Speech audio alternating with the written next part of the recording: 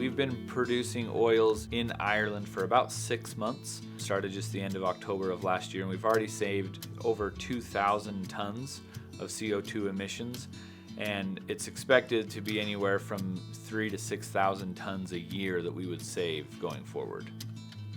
Since we started manufacturing in October 2020, we've produced almost 3 million bottles of oil. The size of the Ireland facility is 60,000 square foot on the ground floor. Outside of that, we have a warehouse area for shipping, receiving, incoming and outgoing components, as well as a QA sample area for testing of our raw oils. But we also have a fully functional laboratory, which allows us to test all our oils before they leave site here.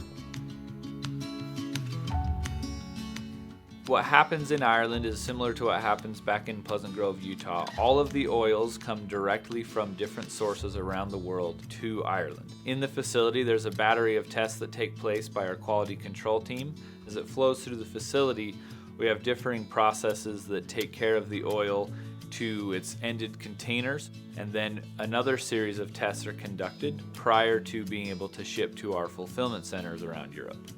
So in October we started with 14 oils, and by the end of 2021 we hope to have over 90 different oils on site. A lot of people will be familiar with lavender, peppermint, wild orange, eucalyptus, rosemary. They're all currently being manufactured in Ireland.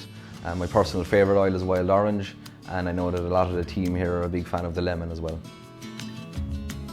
We've created 35 jobs, from our quality teams to production, engineering, finance, various staff members, and to this point, we know we've created about 10 jobs indirectly with varying packaging suppliers and other companies that are providing a service to us to support the operations.